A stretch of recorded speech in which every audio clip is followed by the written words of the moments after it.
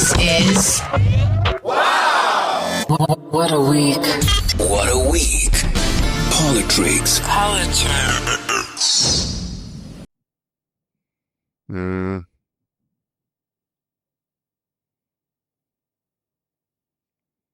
Suri, we can go now.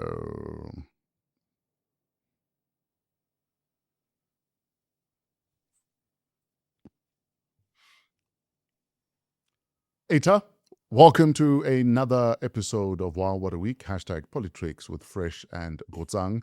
We appreciate the efforts that you make to make sure that you don't miss an episode. This week, South Africa registers to vote via WhatsApp.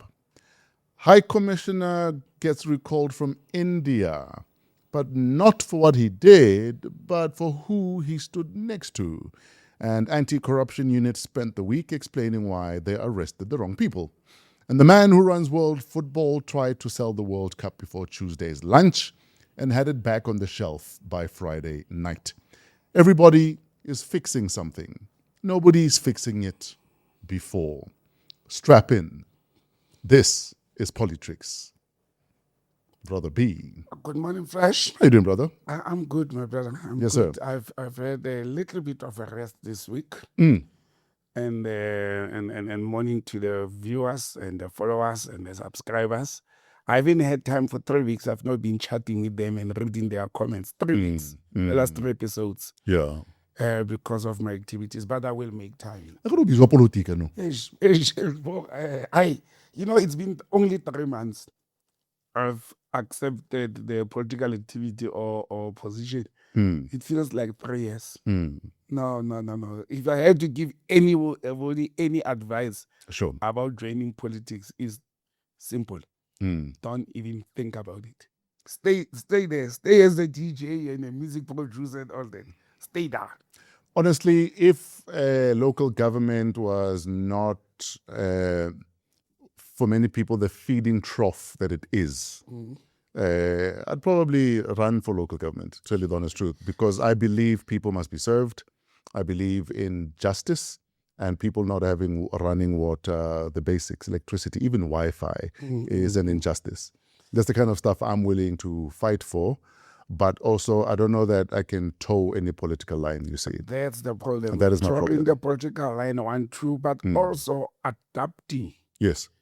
to what a public service or political service has become. Sure.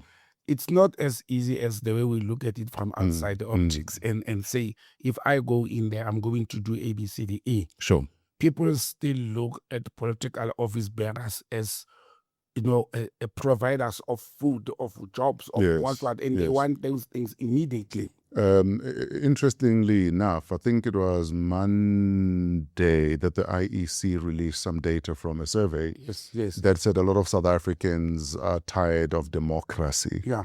They're not necessarily saying that they want a strong man or a Gaddafi, if you will. Because we even asked our listeners on Kaya 959 if you were told that you can have a job and free education and healthcare, but never ever have to vote again, would you take that deal? And interestingly, a lot of people are fed up with democracy because they're pegging democracy and service delivery as the same thing. So if you're not getting services, democracy is not working. And I often say democracy is bigger than just services. And as much as you might get the services, let's say you're getting the services, but there's a Group Areas Act, then you need a democracy. Yes. Look, Fresh, I wish I would have listened to your conversation with the Kaya listeners. But that's what I'm experiencing on the ground. Because I'm as much as my ward is here in 4 ways and all that, I'm hardly here. I'm in other wards where people need work. Sure. They say simple things.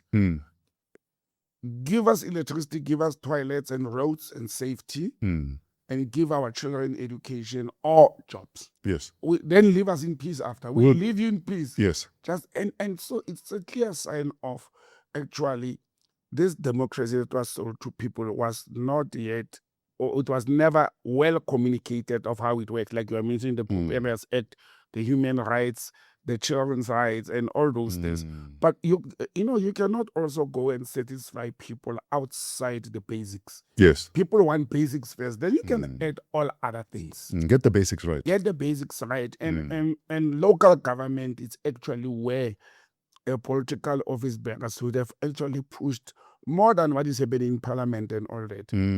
I know laws are made there, but this is where we could have won the hearts of the people. And in fact, I think every political party owes it to their constituents to say to their representatives that you have one job. Don't make it about you lining your pockets, jobs for friends, saying Kachori Mayor, register company, caterer. Like it has already started with me. Because if you give people the basics, man, even like I said, for me, it's about justice versus injustice. There's no justice in people not having water, using pit latrines, not having access. Wi-Fi should be a basic human right by now. Exactly. You know what I mean? Local libraries, municipal offices, there should be free Wi-Fi that kids can come and sit in a park and have access to free Wi-Fi. At least if I don't have a job, can I have Wi-Fi so I can apply for work, send CVs? So for me, it's little things like that. Community centers. I mean, you look at a center like Mabana that they had in Mabatu, in Buputatswana, where you know that your kids, if they're talented, have a place they can ply their trade and hone that talent that they can go out there and sell. They can represent the country in the world selling this very talent. Let's just get the basics right. Can we have youth centers where young people can go spend time and burn off energy? In the absence of youth centers and parks that are safe for your children, they end up in drug dens, they end up being drug mules, they end up getting up to no good.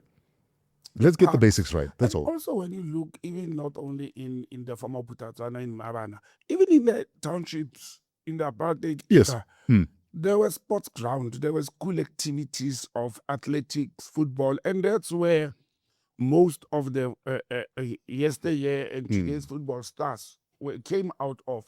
But we have destroyed that whole infrastructure and the safety. And this is not glorifying the bad old days. No. Yes. No, not at all. But we're saying we did the best with the little we had. Yes. As the oppressed people. Yes. Now, when we are in a democratic dispensation and we are free. And should have more. We should have had more because we saw those facilities. They worked, they rendered a service. They produced safety net for the kids, youth, and even produce stars. You know, I always tell people, a schools, for example, at high school, there was 2 classes ahead of me. And soccer legend, by the way. Yes. And look what a schools became, and from playing where? Yes. For the school and the dusty streets of Motlakeng in Randfontein. Do what you have. Do what you can with what you have. With what you have, exactly. That worked, but right now, there is so much more that kids should not be having to gereza and scrape from the very little they have just to get by. Exactly. I mean, you see kids on the robots, especially migrants, street lights, with papers. I need donation for my soccer team. We're not, that pains me. Sure. But yeah, let's hope those who are getting into local government power and elections, we will do better for the people. And that's my challenge to every political party. Hold your representatives to a higher standard. Yeah. To a much higher standard, and be willing to call them out and even say, listen, you're going to sign a contract that says you will deliver, and if you don't deliver, we will call you out on your non-delivery. Exactly. And if we are saying we will call you out on your scalemness. Despite even saying fresh, even to abandon, the biggest problem with ward councillors, they're the most important politicians than those people in parliament. The ward councillor. You must be there 24/7 when you're not at the office. Yes. Because that is your office is actually your ward. Your office is actually your ward. Your ward is your office. If there's no power, I should know that I can say to my ward councillor, please help us speed things up at City Power. Yes. That's your job. They abandon the wards. Yes. And that's the challenge. That's the first challenge I've picked up in politics. Abandoning the ward at local government. Sure. You can't make the people of your ward to vote for you. Then when you take over office, you abandon that ward, you go and stay somewhere. It doesn't work. But anyway. I'd even go as far as saying if your ward and members of your ward don't have your cell phone number or your WhatsApp number and cannot reach you 24/7, then maybe you're not the right person for the job. Yeah. Because you need to understand that that's the pressure that comes with that job. That you are saying, I am the caretaker of this ward. If nothing works, call me immediately and I will do what I need to do to make sure it works. If you're not committed at that level, you're not the right person. Thank you, Fresh. You're not the right person. Anyway, so the IEC added 754,000 first-time voters across the June and August registration weekends, taking the voters' roll to about 29 million, with nearly 292,000 first-time registrations over the 1st and the 2nd of August, and more than 1.5 million existing voters updating details. Let's talk about voter registration. There was even an option to use WhatsApp. Yes. By simply registering using OTP authentication, uploading your ID, address verification, and voting station confirmation. The number is 0600 88 0000. In fact, registration closes. It will close by Friday. So I'm giving you the number in hindsight. I had wished the IEC, and I don't know if the Minister of COGTA, Cooperative Governance, has already proclaimed on the gazetted the election day, because normally the voter registration process or activity will only be closed after the election day has been gazetted and proclaimed. And I'm not aware where we are sitting. If the anticipating proclamation on the 7th of the month. Oh, okay. That's why then. That's why it closes tomorrow. Yes. That's why it closed yesterday, basically. Yes. And that's the reason. But I also wish IEC would have implemented the WhatsApp thing before, not only from the get-go. From the get-go. Yes. Then it would have helped a lot, Fresh. I've seen myself engaging with people on the ground and saying to people, as we are talking, take your phone and update on WhatsApp, because people use WhatsApp a lot. And you go to the IEC and look, I think, and I listened to the IEC CEO, that they regard this as a success. It's very encouraging that the number of new voters, it's almost 300,000. Yes. And it's a very encouraging and good number. I hope it's not only, or I assume it's not only those who have become of age of 18.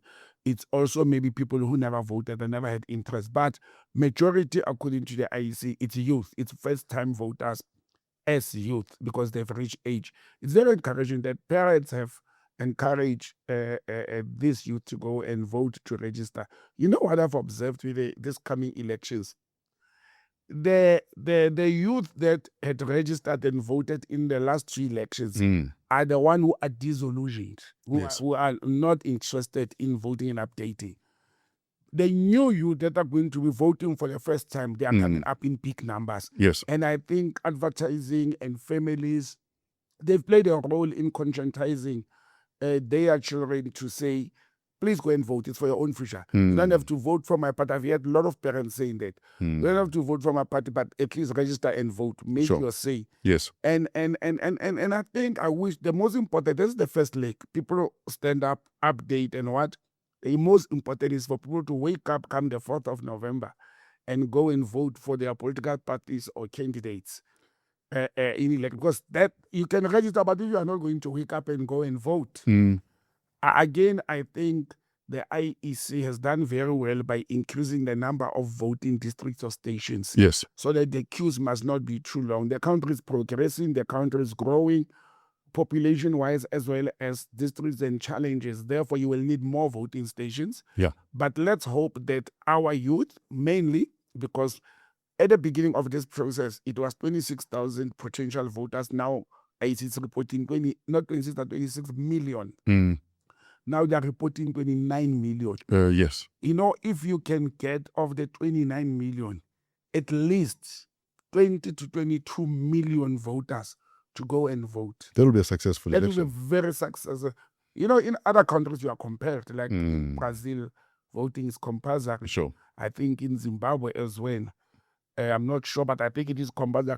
I wish it was, but our democracy doesn't allow you to force people to vote. But I don't know why do people call it forcing when it could be made a statutory regulation like taxes. Yes, like national duty. It's like a national duty, like tax. Yes. We are compelled to pay tax, and you can't say I have a democratic right. You can't opt out. You can't opt out. Yeah. So I don't know why can't we make voting part of your national duty. Part of your national duties. Then people must say it, whether you go there, you spoil it or you what, but it must have clicked somewhere that you participate in the electoral system. Yes. Because this electoral system is the tool that was put to people to say, you will have to vote. Even liberation movements used to say, one vote, one person, yes. one part, one vote. Why then don't we make it a legislative requirement that everybody above the age of 18, you must have an ID, you must vote, you must pay taxes.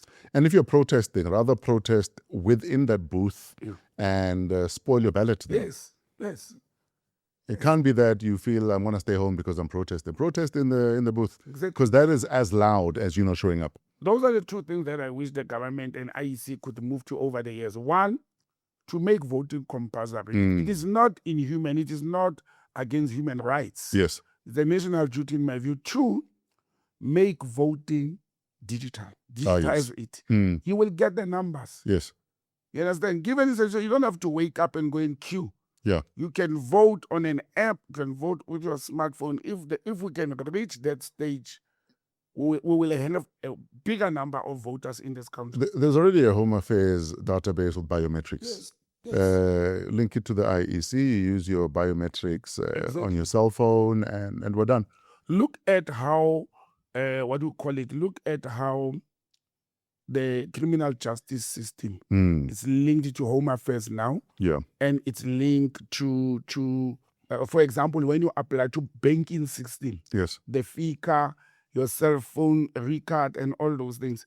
Look at how we used to wait for 8 weeks to get a passport. Now, in 8 days, you get your passport. Then you could have applied via a bank or directly at Home Affairs. It is not a perfect system at Home Affairs, but let us focus on the improvements we have seen as a nation. And I mean, just looking at perceptions of Home Affairs over the last 30 years, I think Home Affairs, they're cooking right now. And I don't think we give them enough credit. And yes, don't praise a fish for swimming. But if that fish had a defective fin, and it's now swimming. We need to actually say, Home Affairs, you guys are doing a damn good job, and they are. And despite the challenges that are there, corrupt officials, a handful even. Budget, yes. And we can't paint all of Home Affairs as corrupt, because that would be a lie. To be honest, first, I can think of the first time I went to apply for my first green ID in 1989. What I went through, first passport and all, to what is happening at Home Affairs today, thumbs up. From the time Dr. Madlanga Zuma took over as Minister of Home Affairs, we started seeing things moving, changing, accessibility, working overtime to conserve the people, not only towards the elections. We should give credit where it's due. Sure.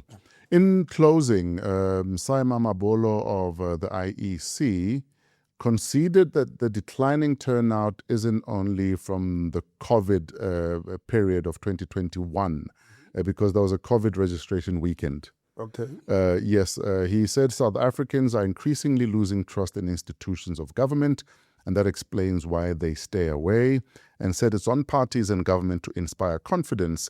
The performance of local government must be such that it enthuses people to participate, because they know that their vote will not be in vain. Exactly. This is an opportunity, and I agree with Brasai.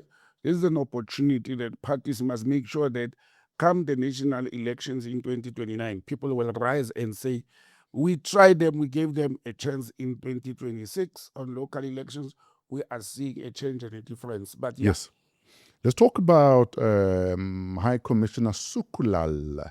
So Minister Lamola announced on Wednesday that High Commissioner to India, Anil Sooklal, had been recalled to SA for consultations after Sooklal was photographed with former President Zuma and state capture fugitive Ajay Gupta at the Sidpith Shri Dakshin Kali Temple in Hardirva in June. And we are told that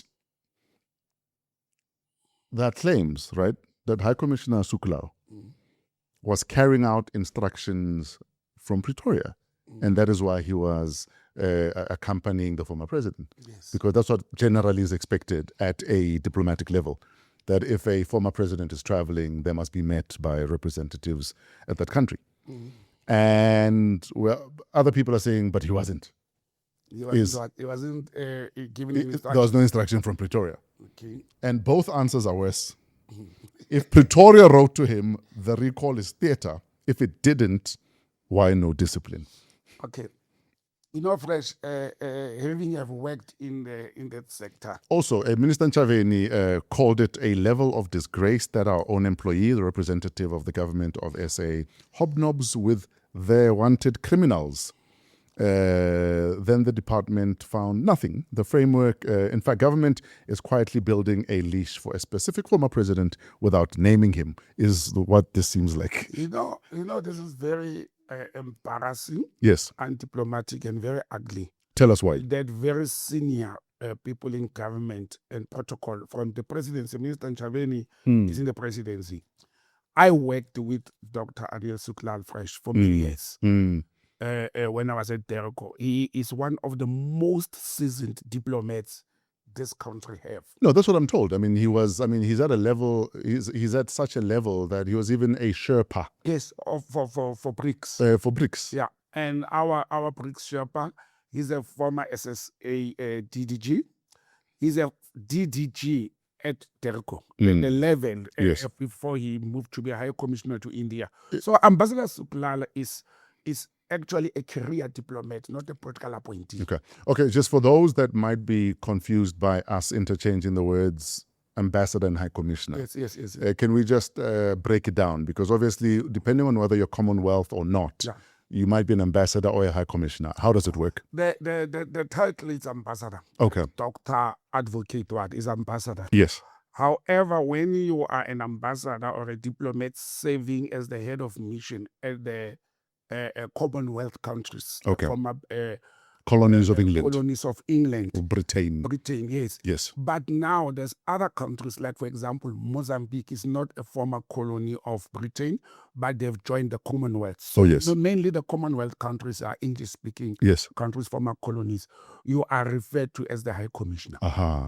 Commonwealth countries. Okay. But if you serve at normal, any other country that are not members of the Commonwealth, like Germany, the United States, then you are an ambassador. So because he's in India, he's a high commissioner. Because India is a former colony of Britain, he's a high commissioner. Okay. So when I say Ambassador Sooklal, is still High Commissioner Sooklal. Absolutely. Same thing. Absolutely. Now, Fresh, there's two things that one has to look into. And I had a lot of debates this past week. Obviously, I've got vested interest and I've worked with the gentleman. I know how the system works. I had a lot of debates. You see, when things happen, just because it's a JZ, it's a Jacob Zuma, and now you want to change and amend the rules and make noise even without checking cost, like what Minister Nchaveni did. Those utterances, in my opinion, especially making such utterances towards your number one diplomat to India without looking at the facts at hand. Sure. It's very problematic. Pardon me. I think the government, and as a whole, from the presidency to DIRCO, they should have waited for Ambassador Sooklal to make representations before running to the media. They should have done that first, gather the facts. That's one. Two.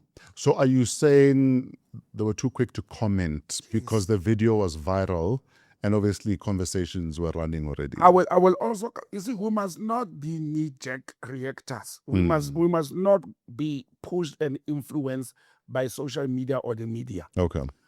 Until now that you are conversing to me, I was not aware, and I spoke to some of the diplomats during the last few days to say, guys, was it one of the fugitives that was on that picture? Until now, you are saying it was Ajay Gupta. All along, I was given the impression that it was one of the Gupta brothers, but not the fugitives, not the wanted ones. Yes. Now, let me paint a scenario and I'll come to what diplomatic protocol says. Mm. If there's a Botsang Moiloa who is wanted by the police or is a fugitive, is a criminal or whatever, and he's got siblings, Yes. does it mean DJ Fresh cannot associate with Papi or do work with Papi? Yes. Like they've been working together with my brother on his business. Sure. Just because Botsang is a wanted fugitive, does it mean that? And that's one of the questions I'm posing. However, let's go back to diplomatic protocols and say, I will find it very amazing, shocking, and difficult to accept that Ambassador Anil Sooklal will go and host President Zuma, former President Zuma, officially without either one, receiving a directive from Pretoria, or two, him informing Pretoria. I'll find it very difficult that he would do that as a seasoned diplomat. Okay, so you are saying you expect him to know all the protocols back to front, that there was no way he would have accompanied JZ without someone in Pretoria being aware or having instructed it. Yes. Is what you're saying? Yes, that's what I'm saying. Now, this is how it works. Let me break it down quickly. The diplomatic protocol that is being afforded to former heads of state or some dignitaries, because it's not only former heads of state, there's a well-prescribed practice note it's an internal policy of DIRCO that is signed off. It's part of your HR policy. It's part of your management or operational policy that is signed off by the Minister of International Relations together with the President of the Republic, because this involves the budget of the presidency. In other words, when former presidents Mlambo Mnuka, Zuma, Mbeki, or Motlanthe, Yes. and de Klerk is late now, they are traveling outside the country. There's three things that must happen. Okay. One, if they travel with the diplomatic passport, which is expected to, the diplomatic passport does not stay in your house if you're not traveling. It doesn't stay in your safe. It stays at DIRCO. Oh, wow. Okay. Yes. Even our official passport, when I travel, when I come back, I must hand over the passport to the office to keep it there. Okay. If President Zuma has a trip and the state has to fund the trip and is using a diplomatic passport, President Ramaphosa and the Minister of DIRCO, they must be involved in that process because, for example, we may not require visas to go to India. But if you're traveling with a diplomatic passport to India, you will need a visa. Okay. And DIRCO will have to facilitate that process of you getting a visa, if you don't have a valid one, with the High Commissioner of India. That's the first part. The second part is DIRCO will have to inform the High Commissioner of India in Pretoria that former President Zuma is traveling to whether it's private official or sanctioned by a state, is traveling to India. And they will then inform our High Commissioner in India, Dr. Anil Sooklal, that President Zuma is coming. Please afford, even if it's private first, afford diplomatic relations. That is well practiced, well defined, and very clear. That's why I'm saying I don't want to believe that Dr. Anil Sooklal did that without him informing Pretoria or Pretoria instructing him. That's one. I'm not yet even talking about the purpose of the trip and the agenda. If President Zuma had traveled in his private capacity, using his money and his private passport, then DIRCO would have not involved in that process. Okay. Understand? They may even do courtesy, just to know that the head of state. Imagine the head of state being in a convoy or a motorbike, a former head of state being in a convoy, and there's a shooting or an accident or a puncture or something happens, and there's the people in the media reads that a former South African president was caught up in a gunfight or gunfire or hijacking. With no detail. With no detail and all that. That's one. The second part, Fresh, is former heads of states, they've got bodyguards. They travel with their bodyguards, personnel. It's him, according to the protocol, the last time I saw it, it's him plus one, and the two, they carry firearms. You need clearance for those kind of firearms. You need to engage the local police in that particular country, India in this case, to say, we've got two bodyguards. They are carrying the Z88 parabellum, so many rounds, and their escorting president is coming alone or what, you can have engagements. Those are the protocols as defined. Now, the media went frenzy and reported that Dr. Sooklal has been recalled, South African High Commissioner Junior has been recalled, and people are not telling the truth and the entire story.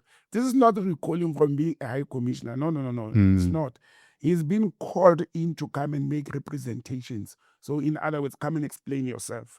That's why I was saying at the beginning, the presidency and Minister Nchadeni were too quick to run to media and conclusions before they received the representations. So this is not a recalling from a diplomatic service. It happens, it's normal. When a crisis has happened diplomatically in another country, whether it's a war, whether it's economic, whether it's I remember when MTN, for example, was being taken to court in India, our High Commissioner, not in India, in Nigeria, our High Commissioner in Nigeria was called in to come and make a decision, to come and explain what happened, because it was an economic challenge. Yes. So it is not a recalling from a post. It's being called in. It's recalled in to come and make representation. Come and explain yourself. Come and explain to Minister Lamola what happened, what transpired, and all those things. Now, where we are sitting, we do not know if there was that directive from DIRCO to Anil Sooklal. We do not know whether Anil Sooklal reported what the engagements were. And I can tell you, I have received, as the acting ambassador in Rwanda, I have received President Mbeki. This thing of photo shoots and what, it is well within the person. Some people will say, I don't want to take photos, I'm not interested and all that. Yes. And you are not part, as an ambassador, you don't sit in those meetings. You provide courtesy, you provide, unless it's an official government business.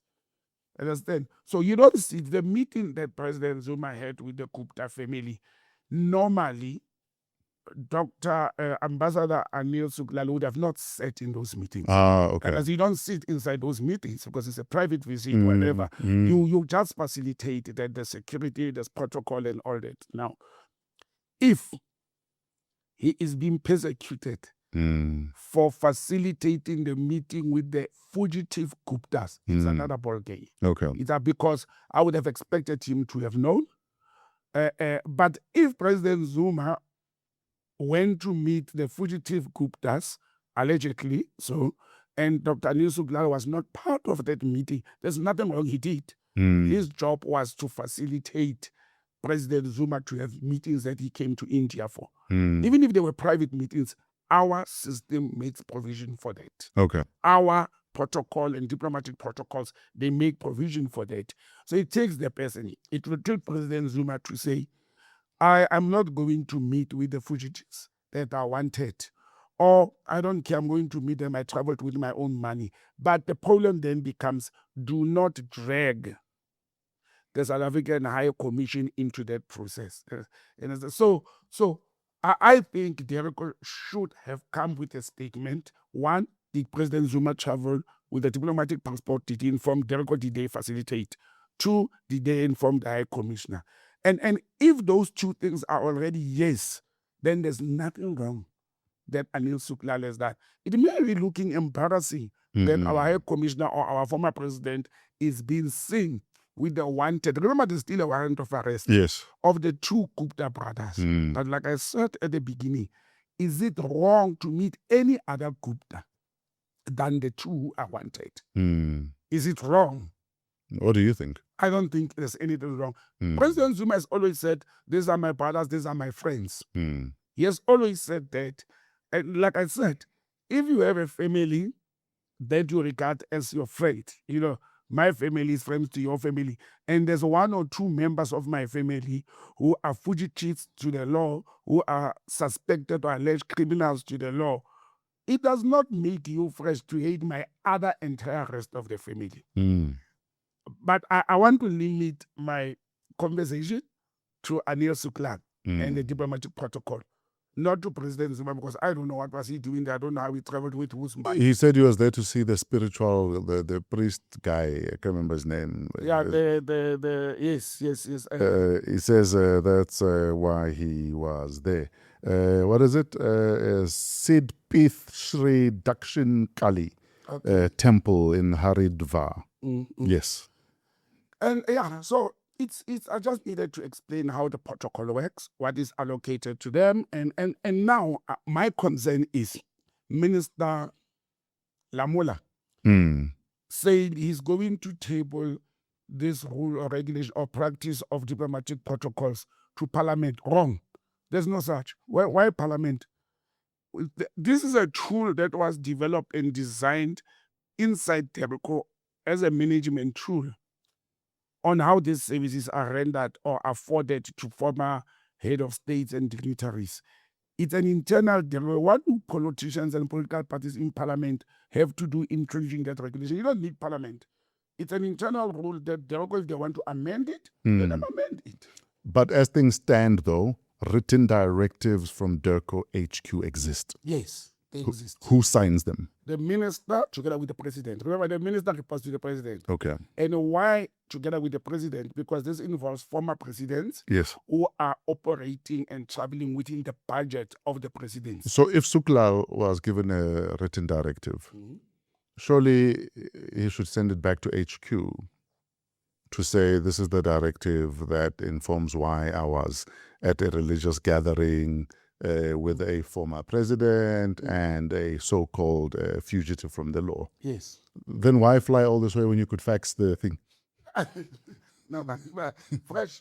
Like I said, it does happen that fly back home and come and explain. Yes. I don't know why do they do it like that when you can do it over the phone. Hence I'm saying, so if send a telex back. If for argument's sake there is a letter that exists that is signed, surely send the letter back. It could also even be a telephone. Look, some of the things happen by telephone. I always told the story of how once when I was the vice consul in Frankfurt, President Mandela phoned the consul general. Yes. So that we should go and meet. The same thing, go and meet. You remember my story that nearly got me into trouble to go and meet and provide courtesy to Mama Grasa Mashe. You remember? I once mentioned that it's actually even in my biography. And the consul general walked into my office as the vice consul with the President Mandela on the phone to say, President Mandela, I have this, I'm not available, can you step in? And I refused. Well, I eventually did. But one, because I said to the consul general, I don't take instructions by telephone. You are speaking to President Mandela, not to me. Yes. What if tomorrow you stand up and you said, I never did that? Give it to me in writing and tell me who's funding the bill of me going to provide courtesy and meet Meg Raza Machel at the airport, because I'm not doing it with the government budget. She was not the spouse at that time. Oh, yes. You understand? So it does happen that you do get a call. You know, many things have happened. In fact, we were having that conversation on the radio show, Kaya 959. You can stream us online if you want, Kaya 959. And it was based on the fact that Kana, who's the advocate who says she recorded her phone calls with Andrea Johnson, yes. That she Advocate Ram San. That she records the conversations because she felt like Advocate Johnson was a flip-flopper. That you tell me one thing today and then you tell me another thing tomorrow, and I have nothing to fall back on. And the one thing I reminded people is the importance of a paper trail. So even if a manager of yours, a supervisor says, Botsang, I need you to take the car and go to A, B, and come back, send an email. Boss man, boss lady, I'm just confirming that you are saying, I must take the car, go to A, B, and C, and come back. Please confirm. Yeah. And only then he can move. Old school, old tradition practice. Yes. Paper trail. Yes. I always talk about Mr. Yang Z, who was my first boss when I started working in 93 at DIRCO. He used to say, but if it's not in black on white, it doesn't hold water. Yes. He even said and taught me this way back in 93 fresh.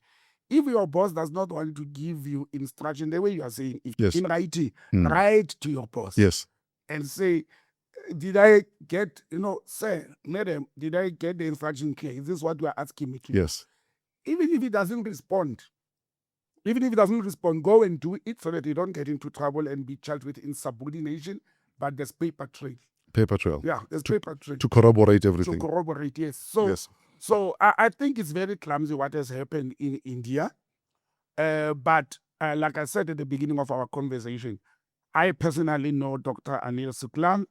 I know what is, some of us, we are his products, and he was very thorough person. And I know he's a career diplomat. He's not politically biased. He Yes. has been at Foreign Affairs for many years, since the 90s.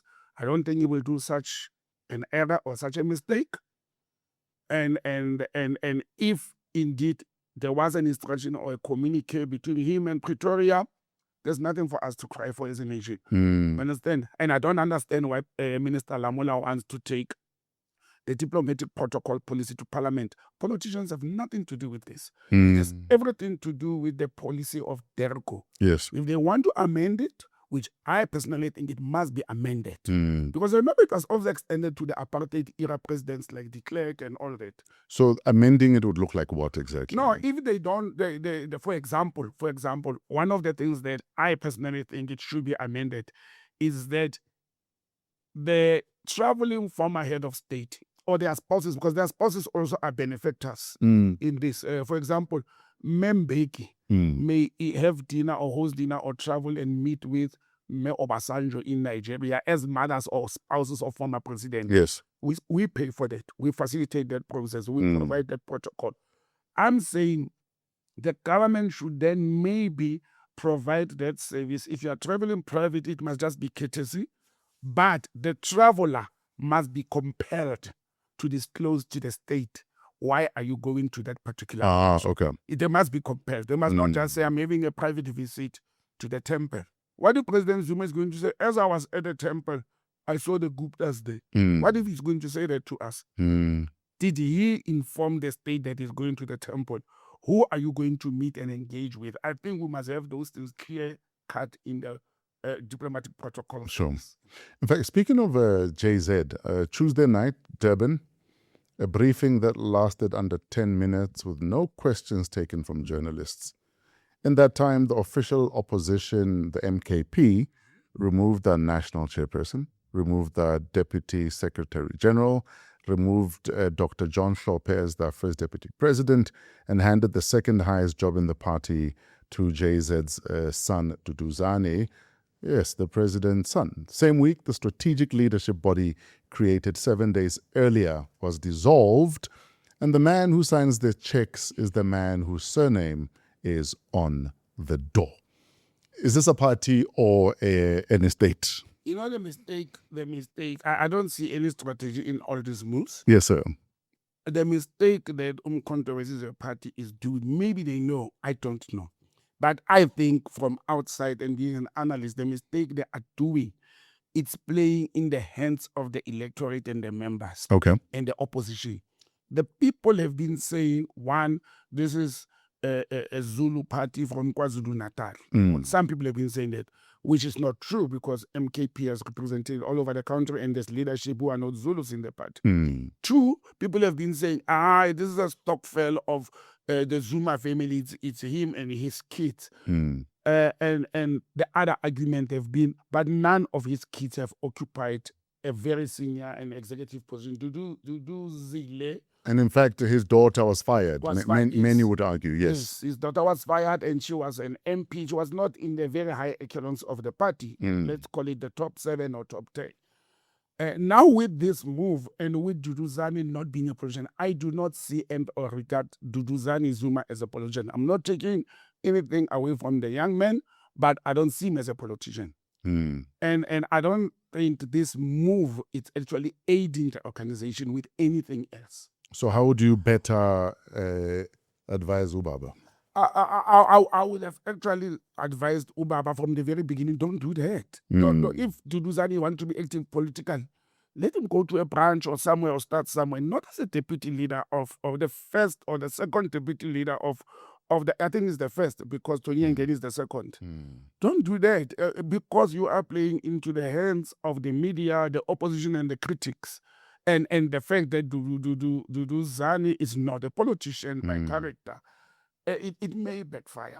It may seriously backfire. But aren't you guys the same people who are saying the problem with politics is politicians?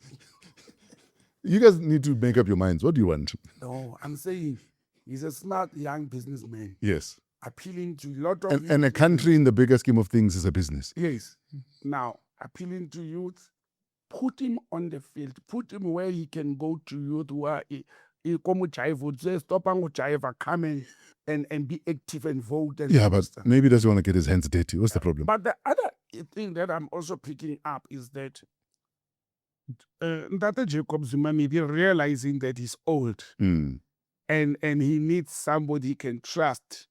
Since Dudu Zile is no longer in the party, Okay. he can trust to can run to be the helm of the party. But what does it say to other leaders, Anton Butama, Tony Ngeni, Dr. John Hlophe, and many other leaders within Umkhonto weSizwe, Dr. Litchfield Shabalala, they may be old, but there's young people Yes. in the party that could have taken that position. What does it say to them? I was sitting and thinking myself, last night I watched Andile Mgama being interviewed on one of the TV stations, and I was asking myself, what do they say? Them as the top leadership of the party, when these things happen, what is going on in their minds? Because they're doing a brilliant job in Parliament. Honestly, they're doing a brilliant job. They've improved a lot. But are they opposition enough, given that the official opposition, I mean, compared to previous official oppositions, for instance, I almost feel like they have not stepped up in terms of what is expected of official opposition in Parliament. We once spoke about it on this show, Fresh, and I said the EFF, based on experience, yes, of being in the opposition benches, was outshining Umkhonto weSizwe party. They were outclassing them. It was based on experience, but they've come to the party. If I look at what has happened from the beginning of this year, remember the government has been in there only for 2 years now. I will say for the last 6 months, they've upped their socks. I see that they are raising very valid points and challenges and questions in Parliament. The submissions they are doing, the way they're presenting them, I think their machine is well settled. Okay. They've improved a lot. The only thing that I'm also picking up negatively, if I was their advisor, is the concerted effort to challenge everything about Cyril Ramaphosa. They do that a lot. Okay. Most of their energy and resources are directed at Pala Ramaphosa failures, when there are other low-hanging fruits and other things they could capitalize on. Like what? For example, President Ramaphosa, the presidency, not President Ramaphosa, the president. The president is in court this week. There's been in court this week regarding expropriation that AfriForum and the DA are challenging in court. I had expected Umkhonto weSizwe as the official opposition and the EFF as the party that has been talking about land expropriation without compensation as part of their founding manifesto and policy, to actually be, what do you call it, the supporting parties in court papers towards the president, not Ramaphosa, the presidency. Because the president is in court, and these two political parties in court by who? By the DA, which is the member of the GNU. I would have expected Umkhonto weSizwe, because they've got the land expropriation as part of their manifesto. The EFF has it and has always had it as part of their founding manifesto. Ironically, the EFF policy position on land expropriation, ironically, was written solely by Andile Mgama when he was still in the EFF. And he went and he did it again in Umkhonto weSizwe. They were supposed to be focusing on such things. Now, AfriForum is having a run in court with the DA. They were supposed to exploit SMKP, the official opposition, to say to the DA, you are part of the GNU. How can you take your own GNU to court? We are the opposition. We are supporting this GNU policy position. Sure. And you see, those are things they were supposed to focus on, to expose the DA, to expose the failures of the GNU, that this is a marriage of convenience, but they are not doing that. Yes. But they're very quick, and I don't say they shouldn't do it, they're very quick to challenge everything that President Ramaphosa is doing. And I don't say, again, Fresh, they must not challenge the president when they think the president has done wrong. But don't put all your eggs and your efforts into one when the government has many programs. Sure. So, let's say I voted MKP for whatever reason. that maybe I'm either a JZ fan or I believe in what they stand for, or I'm upset with the ANC, but I don't want to vote for any other party, so I want to vote for MKP. Yes, sir. Looking at this revolving door, where there have been more secretary generals in the last year or two than the ANC have probably had in 30 years. As someone who, say, voted MKP, and I'm one of, what, did they get 2 million votes? I'm trying to remember the number that they got. So I think it's more. It's way more than that, ne? Way more than that. Yeah. Yes. Anyway, the point I'm making, though, is should I be fine with what's happening there and not be worried that, for argument's sake, if we were to give them the numbers they need to govern, that there'd be stability? Fresh, we cannot say people are not worried. I'm friends and family with many people and colleagues in the MKP, you know, and people are talking, people are raising their concerns, people are not happy. And I'm talking not just a voter like Fresh, Yes. members. Yes. They are not happy. But they're not speaking out or leaving. They are not. Well, I don't know about leaving. Maybe they will leave silently, but they are not speaking out. And that's also worrisome why people will not speak out against the behavior and or conduct of leadership. I don't know why wouldn't they do that. It creates an impression that maybe President Zuma is unapproachable and is a dictator. And knowing him, I don't think he's that kind of a person. But I think it is going to dent on controversies. They are doing these decisions and changes and rotations at a very crucial time. You know, local government elections. We are 3 months away from local government elections, and you are still fiddling with the leadership structures of the party. I would have not done that at this stage. And many people are talking about, that's what happens to political parties that do not go to elective conferences now. That's not the story, and that's not the issue. Elective conferences have proven all over the world of political parties to be actually money exchanging hands, delegates being bought and bribed. We saw in the past week Dr.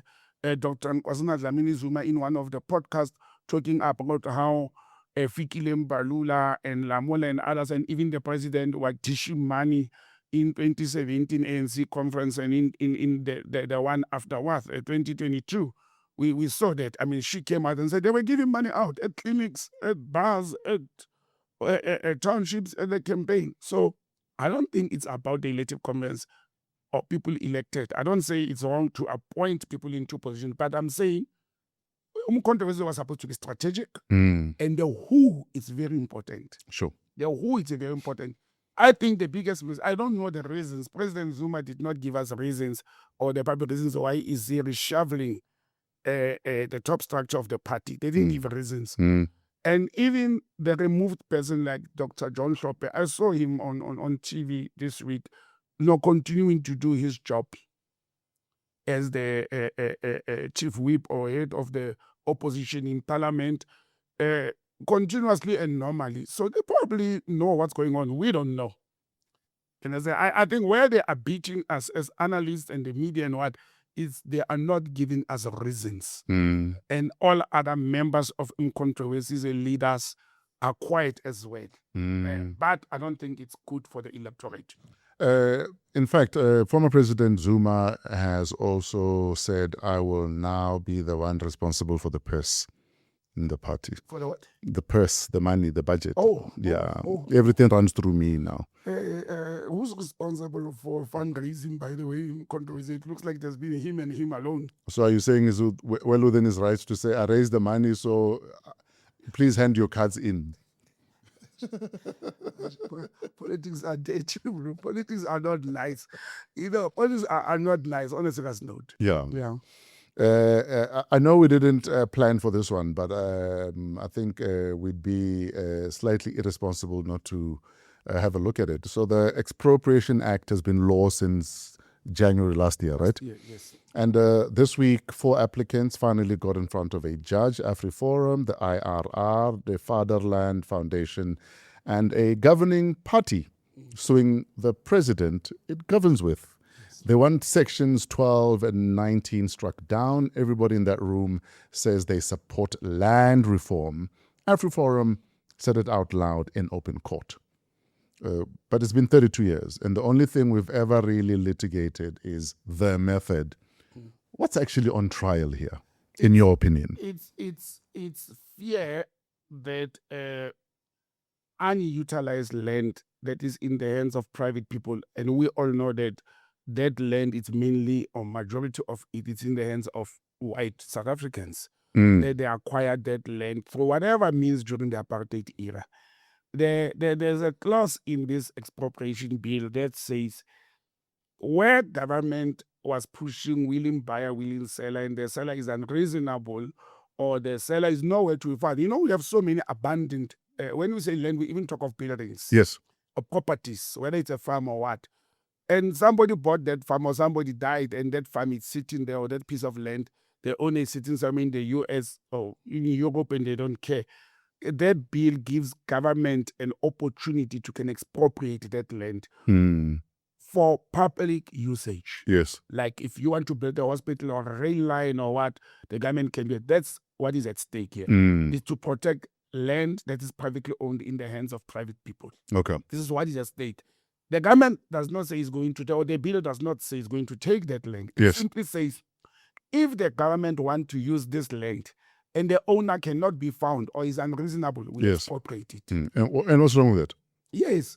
Let me make an example, and I've talked about this before. Do you know that the Republic of South Africa, from as way back as 1995, has been planning to build a rail line from Tshwane to Moloto to Yes. what do they call it? Kamoloto, or what do they call it?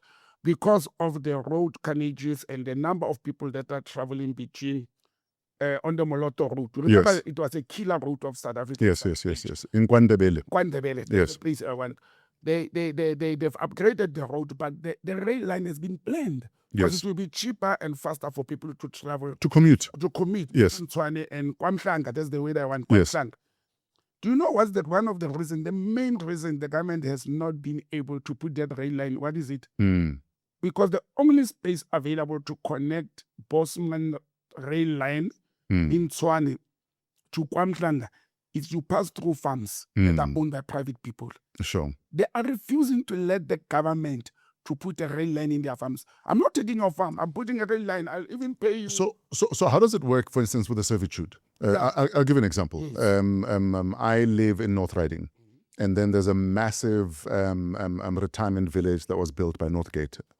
And because of that, they were expected to be a part of the upgrade of the sewer system. Yeah. Because you're putting up a massive residential area. Yes. And because of that, the sewer system runs through several of properties. Okay. Mine is one of those properties. Yes. And because of that, then the sewer, let's say, sewer line runs through near one of the perimeter fences. Yes. Then that becomes the servitude of Johannesburg water that they pay you for. Yes. Whether it's a fair compensation or not is a different story. Yes.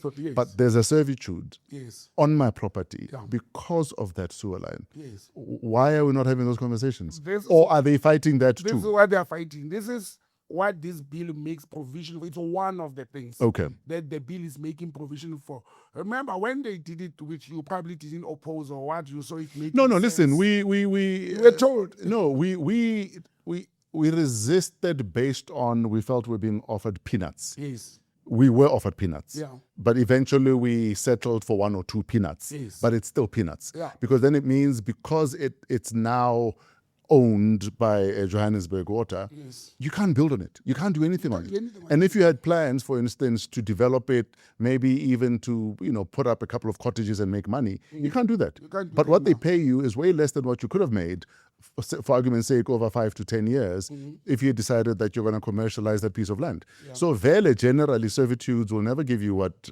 You want the true value is. And this is where we should be reasonable as residents and people. Yes. Imagine if you guys would have successfully refused, or you taken the government to court and you are awarded, and then that old age home, whatever is built, Yes. the sewage goes and spills in your yards, or it affects your own sewage system. So people must also think broadly. Sure. I always tell people, don't think only inside or outside the box. Sometimes remove the box and think openly. Yeah, but we're human beings. We're selfish. If it That's a selfish if it doesn't benefit me in the bigger scheme of things, or benefit me to the full extent that I feel I deserve, then I will push back. Let me tell you, Fresh. It's human nature. Sat in some of the committees that work about servitudes of the road the government had planned to build towards Musina and the Beit Bridge border post and upgrade. Again, the same thing. You are not using that land for over 20 years. It's over 30 years now. These farmers are not using that part of the land where the rail line will run. You are not using it. So when you become selfish and you say you want to benefit from that land that you are not using it for 30 years. Yes. You are not benefiting. You are not even plowing there or grazing and all on that land. What loss are you making? You are not benefiting anything at the moment.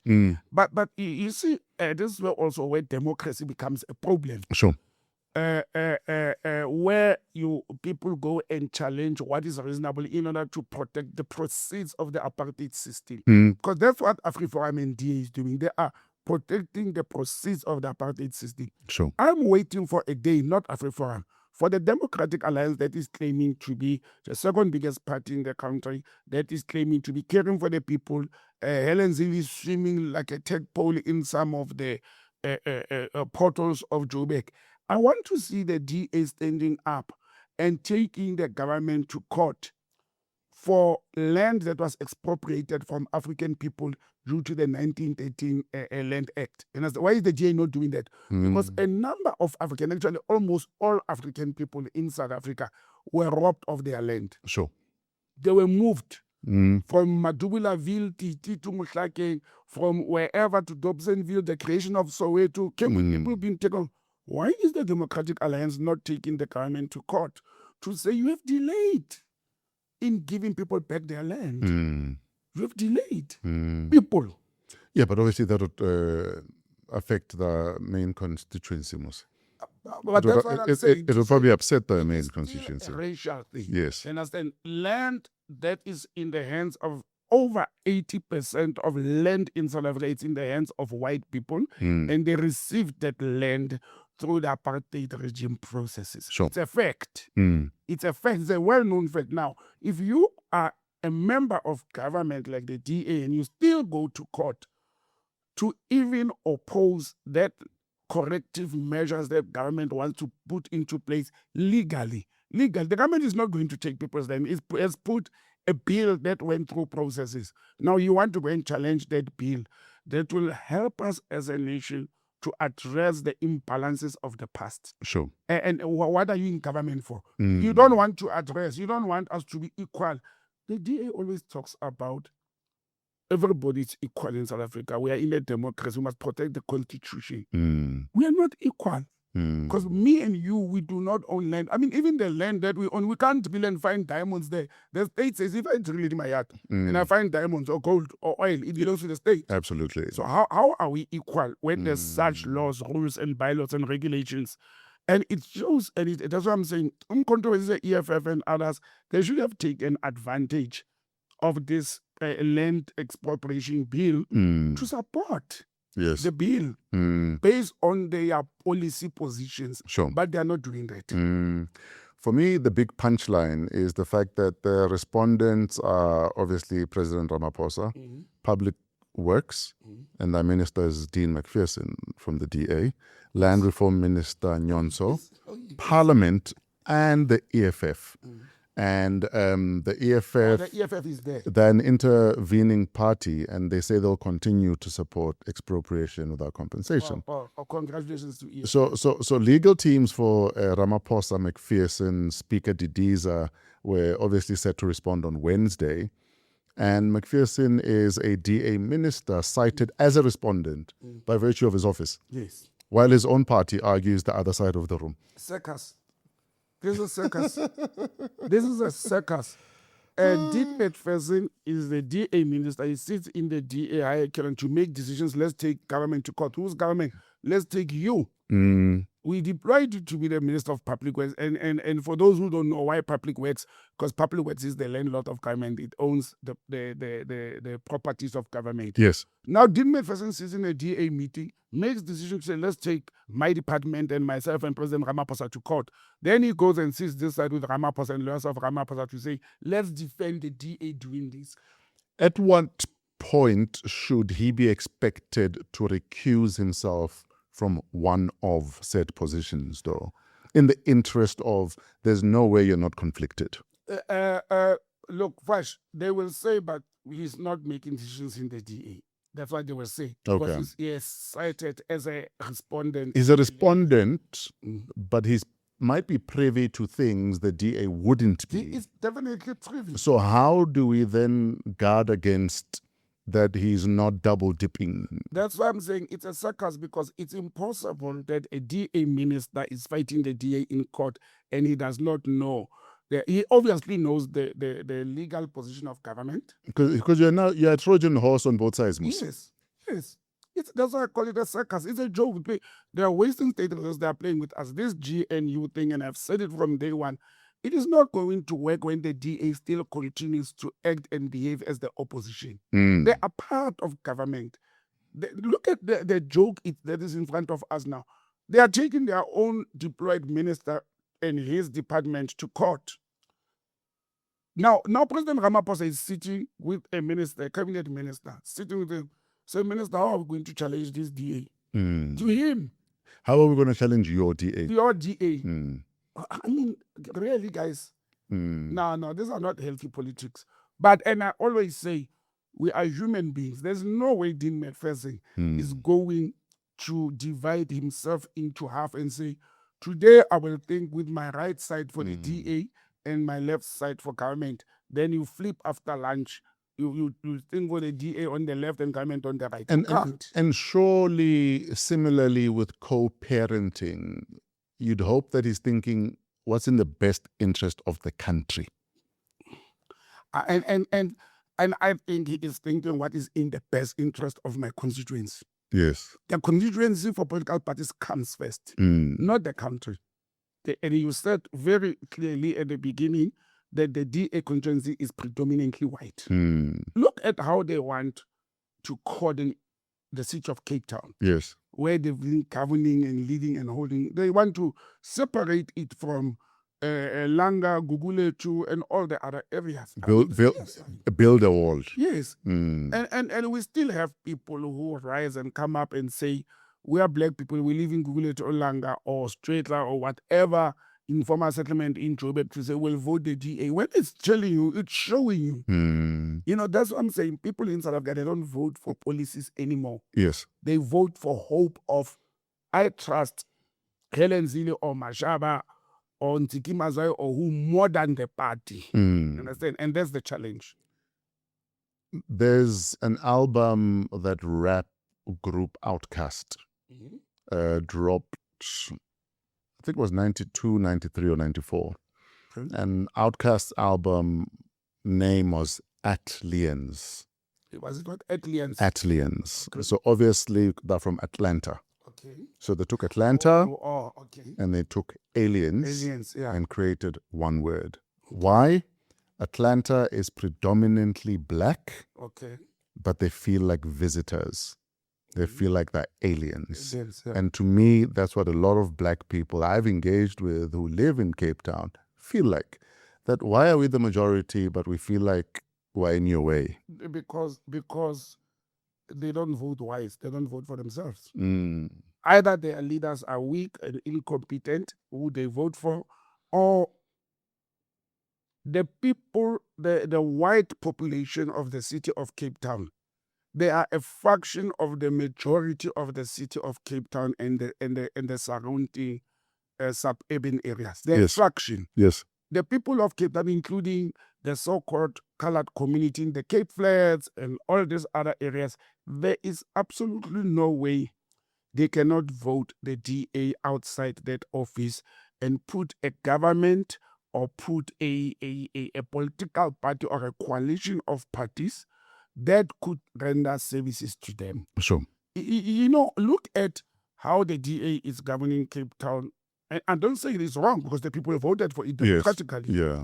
But look at how they are not even in a coalition. One metro that's not in a coalition. Mm. How is that possible when the majority of the voters there could have brought another different party or multiple parties to can govern the city of Cape Town in order to can render services to the people of Cape Town fairly? It's not fair what is happening now. You are correct when you say the indigenous people of Cape Town, and we are limiting it to Cape Town, the city and the surrounding townships, are feeling like aliens in their own city. Now the DA even makes it worse. They want to even build a wall to separate them.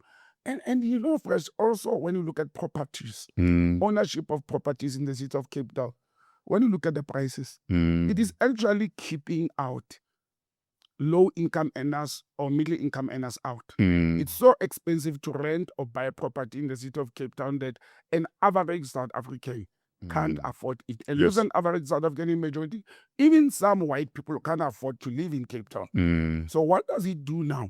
It has created a whole bunch of foreign so-called investors who are buying properties, renting them out with out of this world up market prices. What does it do? It keeps the citizens out. Yes. Then the foreign people and business people become dominant owners of property in Cape Town.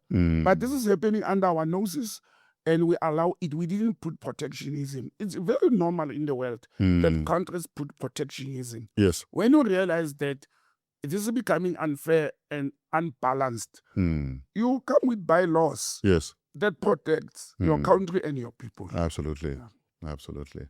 Hey, we're running out of time. Let's go. We're running out of time because our last two topics Yeah, you brought topics. were not on the list. But because I trust you and your knowledge. I have warned you that you like to put me on the spotlight on things I didn't prep for. No, I often do that just to remind you who the hell you are. You see, if I didn't trust you, I wouldn't. Okay, thanks, Fresh. Let's talk Idac. Idac in the dock. What's going on at Idac?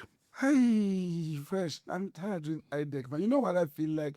Yes. Madlanga is focused too much on Idac. Now, remember, I once said on this show, I'm starting to fear that the Madlanga Commission is focusing on the police work and the wrongdoing of the police, and they are forgetting other things. But at least, or putting a blind eye on other things, especially the prosecuting authority as well as the judiciary, as they were allegedly mentioned by Lieutenant General Mkhonazi on the 6th of July. Now, the focus has been on Idac, and last week I said Andrea Johnson was the person who sat on the witness chair longer than anybody else. And matters are getting worse. Earlier on, you mentioned the recording of Advocate Ramsamy recording Advocate Johnson when Advocate Johnson called. You know, they played that tape last week. You know, fresh people will say, no, but you can't record people without their knowledge. No, you can. As long as you're part of the conversation. As part of the conversation. You are recording yourself. You can't eavesdrop on a conversation you're not a part of. So he was recording himself. And look at what that recording has done. It has actually exposed another unethical conduct of Advocate Andrea Johnson. It's exposed. Yes. I mean, to say to your subordinate, Madlanga Commission is going to call you, leave the country. How? How does my former boss or boss call me and say I must leave the country? You're not going to say, where do I go? What about my family and kids? What about my ethics and well-being? What does this do? It shows to me how corrupt and unethical these people have been in running that organization. More and more evidence came out in the last 2 days on how they even concocted charges against Masemula. They were even clear in some of their statements to say, we want to soil his name. In fact, senior Idac prosecutor, Advocate Peter Serunye, told the commission the arrests that happened were premature and the investigation proceeded on allegations rather than evidence. And Idac prosecutor Drushanta Ramsamy testified on Wednesday that Johnson and Perumal were allegedly plotting against Khumalo and Masemula. Yes. And this also I can't recall very well on which case that even Advocate Johnson's husband was also brought into this thing with Kami. Now, the alleged boyfriend and the husband of the head of Idac they are colluding together in order to soil the names of senior crime intelligence officials, police commissioner, and all that.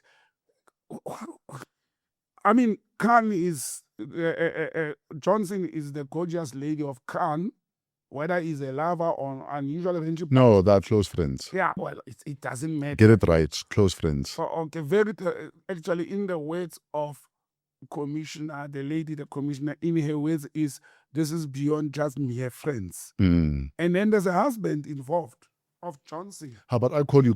I call you gorgeous all the time. How? We're just friends. Anyway, but Fresh, I think the sooner these people make arrests, before this thing gets out of hand and become 30, the sooner they get arrested and face. Actually, after the tape was played last week, I think the the enforcement wing of Madlanga Commission should have went and arrested Advocate Johnson. And this happens at what? No, but she needs to come back, Akiri. Yeah, but even if you have to come back, it does not mean you can't be arrested. Okay. For perjury, for conniving. Or like they've done with... Like they're doing with everybody with Mkhwanazi. I think Mkhwanazi... It's a fourth arrest now, Musne. Yes, I call Mkhwanazi Bekele Beke. If Bekele Beke was a person. Every week, yeah, Mkhwanazi was dead.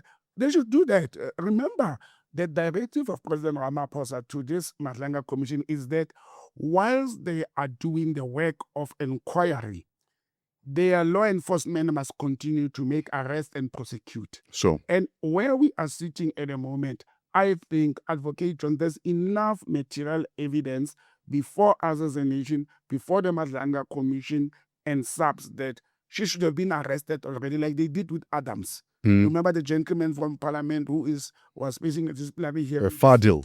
Yes, Adams. Why are these ones not being arrested? Another interesting thing out of Madlanga Commission that came out this week, and the presidency spokesperson Vincent Magwenya spoke about it, is the presidency has mentioned that the recommendation of the May 2026 preliminary report of Justice Madlanga and the other commissioners. Remember, there was a preliminary report in May, end of May, with recommendations. The presidency has announced this week that some of those recommendations should be immediately implemented. Ah, yes. So let me tell you why. We see Mkhwanazi Julius Mamekubile be arrested again next week for something different. For now, the Madlanga testimony. Sure. Remember, the 3 arrests had to do with criminal activities. Yes. Outside. Now there's a murder charge added. Now there's a murder of Emmanuel Mbenke, the late. Mbenze, yes. Mbenze. But there's another one coming next week based on what Vincent Magwenya said. 4 people. It has been recommended that 4 people by Madlanga, they should be further investigated and charged and prosecuted. This is a recommendation of Justice Madlanga and the team. Now the president gets pronounced on it.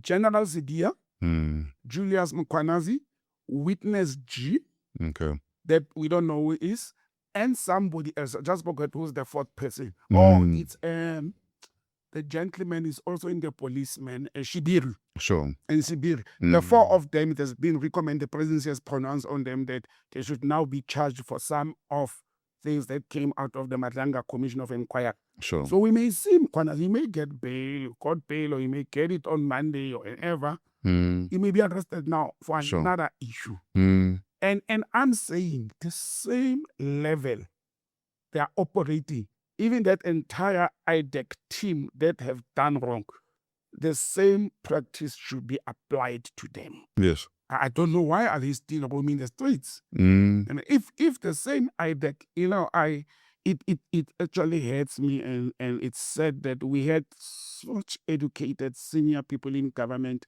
and they go and they harass and even charge and arrest a young upcoming lady like Mukweli. How are you arrested for being given a job?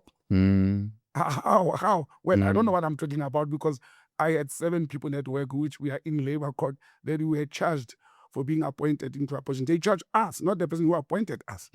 So this thing is not new in the public service. But look at the Mukweli woman that's come out now. When they were hunting Masemola, Kumalo, and whoever appointed Mukweli, Why did they arrest her? What wrong did she do? She didn't misrepresent the qualifications. But were the arrests not based on, we are told that she doesn't qualify? Yeah, but if you don't qualify for a job, Sure. why arrest me, not those who employed me? In fact, Madlanga described Idac's logic as a quantum leap in logic, and the commission also questioned whether Idac exceeded their mandate by examining SAP's HR policies, recruitment adverts, and interview panels rather than criminal conduct. Yes. And Minister Kubai called it a comprehensive reset of Idac aimed at rebranding and repositioning the directorate.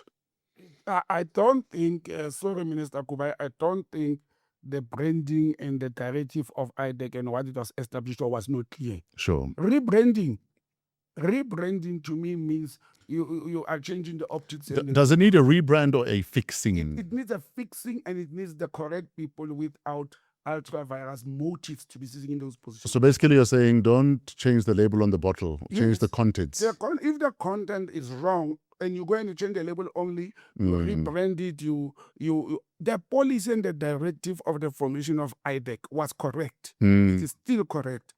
It is the elements and the individuals who were put there Sure.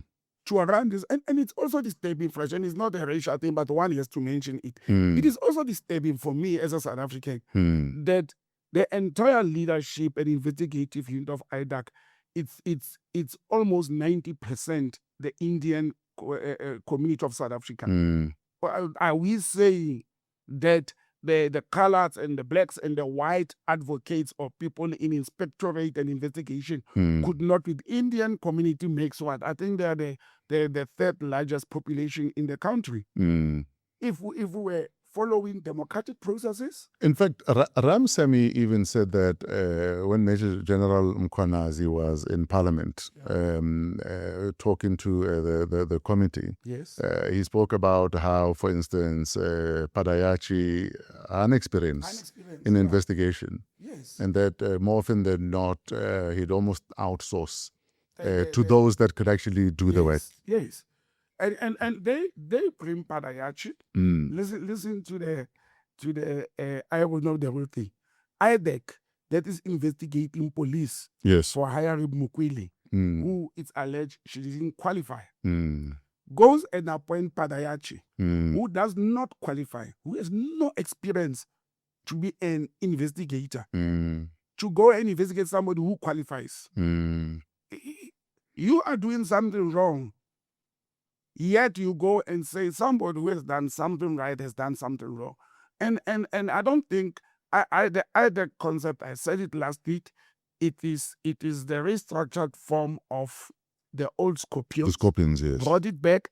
There's nothing wrong with Idac. It is the people who are sitting there. We must stop attacking government institutions because of the unethical conduct of those that the government entrusted to be in those positions. Sure. Mamadou Kubai as the minister, as well as the police, they must actually enforce the law and arrest and charge these people for their behavior and conduct. And that's the only way. You know, I wanted to, before I came to the show, I wanted to call a friend who's a cop to understand. Maybe you will give me the wisdom there. Why is Mkhwanazi, besides the fact that they are police, why are they being arrested by IPIT, not SAPS? I know that IPIT is overlooking Yes. the behavior and the conduct of police people. But when people did that conduct in their personal capacity, not wearing uniform, why? But did they not leverage the fact that I have a badge? If they did that, I mean, I'm looking at the case of the current, is it the CFO of Ekurhuleni? That accident where they have a person impersonating. That yes. They send someone to court. Yes. Why is it IPIT and not SAPS? Okay. So I don't have the info, but I was just thinking about it. Devil's advocate. If there is someone who, let's say, is guilty of something. Wait, No, within everything that's happening here. Okay. surely them saying, but Idac is captured, surely there can be a defense then. Let's say I'm guilty, Okay. but Idac were looking into me. Can't I turn around and say, but they were captured, so leave me alone? Hey, Fresh, you will have to convince. By the way, there's a young man I used to work with, and I always said to him, when you are two people or more and you do wrong, and you get caught, I stole beer, you stole chicken, somebody stole somebody's car. And you who stole chicken and the one who stole car, you get caught. And I don't get caught. You can't go to court and use as a defense. Or you can't use it as a defense. Sure. You can't when you are facing the work of Idac. If it's done genuinely and properly, you can't go now and say the institution is compromised or is corrupt. You will have to prove to court. You will have to show on how it has affected you. Yes. In your matter, in your case alone. I don't say you can't do it, but you can't generally say, that is a corrupt institution, because there's not been a declaration that is corrupt. There's been findings that its leaders, its investigators, either they are not competent or they've been doing unethical and wrong things. You can use that as your defense. Am I allowed to argue that maybe the system is working and self-correcting? Yeah. An internal prosecutor blew the whistle, right? Yeah. The NDPP reviewed and withdrew. The minister suspended. Yes. System is working. It is. It's ugly self-correction, but the system is working there. Yeah, but like I said, case by case. Yes. Not overall or across the board. It's case by case. Every case has its own merits. Yes. And I think it's fair that the system should look at every case on its own merits. Absolutely. I think it's fair to do that. We could talk about FIFA and Infantino, but we don't have time, so we're going to call it. Let's leave that joke. But Infantino is leaving. I think the man may be resigning or be charged very soon, but I'm also exhausted. What I'm happy with FIFA is that it got a backlash. They are 20% or 200 billion thing has failed. But they met in Morocco. Mose, and Infantino is still safe. So he lives to fight another month and possible year. Yes. Yes. Let's maybe leave it for a month or so and we'll see. Absolutely. His friend Trump is fighting battles there in the US. Sure. And with Iran, and he's fighting Safa. And their other friend in South Africa, Danny Jordan, is also in the next month or two going to fight for the battle of who's going to be at the helm of Safa. Let's go home. Where do we find you online? botsang@gmail.com. And let's continue the conversation on +27 8388477787. Also on the comments. I want to buy a book, your book. Where do I get the book? There's SA Books online. You can get an electronic copy online. Okay. Or also you can WhatsApp me on the number that I've just given, and then we can arrange. And then we can also continue chatting on social media at Botsang on social media handles. And then when are we doing an audiobook? Hey, Fresh, when we both have money, we are broke. No, audiobook is studio and a voice. You have a voice for free if you need more voice. So, yeah, so book studio and let's do an audiobook. The studio needs, because you told me and you taught me with the guy of SA Book Online, it needs a special studio. No, man, it doesn't need a special studio, but we can find a studio. Fresh, you know what? My labor matter is finally coming to an end in 5 weeks. Sure. I'll cash out there, then we can get a studio and do the audio book and launch the 2 new books. In Kupatao. Tao fella. Yeah, Taonyana fella. Just half a tank. That's all. No, that I can arrange. Let's go home. Thank you, Fresh. Thank you for joining us for another installment of Wow What a Week, #Politricks, coming to you live from Discover TV in Fourways, Johannesburg. Discover TV, let them be your stage. Shout out to Keleso Modisakeng, she's our executive producer. Trevor and his crew at Pezulu Works for all the work that they do to make us look beautiful. Look how beautiful we are. And obviously you for being a part of this every single week. We're part of the Africa Podcast Network. Email us at waw@africapodcastnetwork.com. Please continue to like, subscribe, share, And most importantly, be a part of the conversation in the comment section. We love your engagements. Until next week, have a great week. In spite of yourselves, we are out of here.